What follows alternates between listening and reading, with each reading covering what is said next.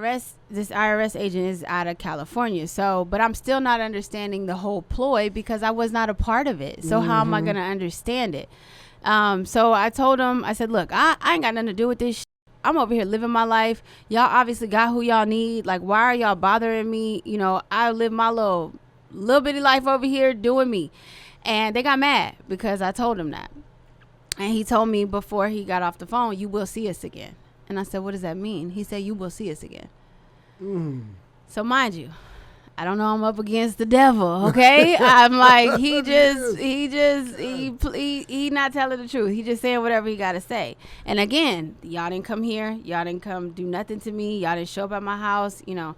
So about a month later, I am at work and checking this old lady into her car. And I see this truck pull up and hop up on the curb.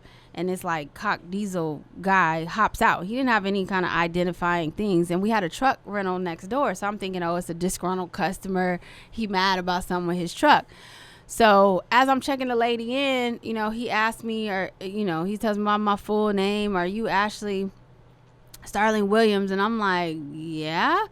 And he does like this with his finger, like, come here, like I'm somebody's kid or something. And so I walk over there. I had a clipboard in my hand because it's back before Enterprise had them little tablets. And he snatches the clipboard out of my hand, turns me around and says, you're under arrest. We have a warrant out for your arrest. And I'm like, what? So next thing I know, these two agents, they have on these little cheap Dollar Tree ass jackets that say FBI. You know how they be having them jackets. They really yeah, the members, like, yeah, not the members they only. cheap ass little jackets anyway. But so this lady comes over, she starts patting me down and putting me in handcuffs. Mind you, I'm at work. This is in the front of my office.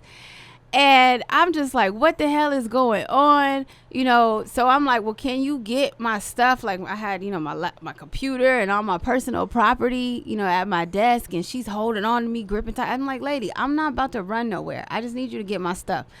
So they read me my rights about 4 times. So I could never say they didn't read me my rights. And then they put me in the front seat of the truck, handcuffed, and put the seat belt over me. And when I get in, Cock Diesel sitting on the left, and he got the clipboard with my driver's license all big on the clipboard, and he's chiming, we got her, choo, we're on the way.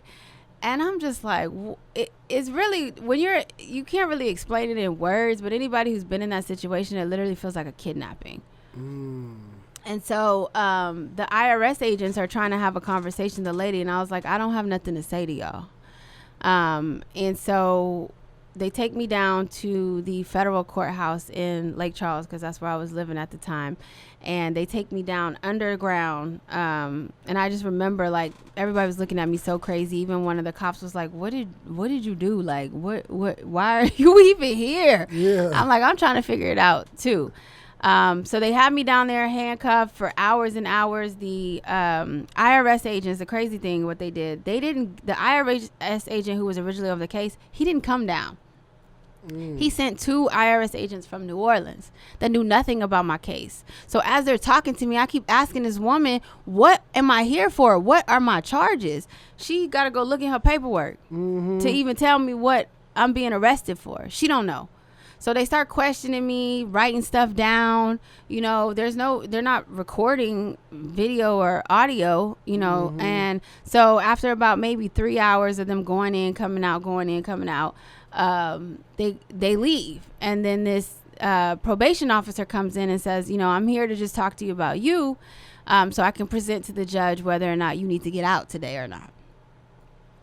A probation officer? So when you get indicted or charged, you have a pre-trial probation officer, and then you have a post probation officer, which can be the same person. Okay. So I was put on pre-trial probation. Got you.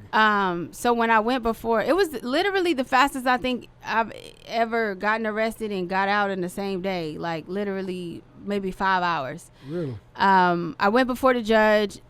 I skipped a step. Before that, the public defender was assigned to me.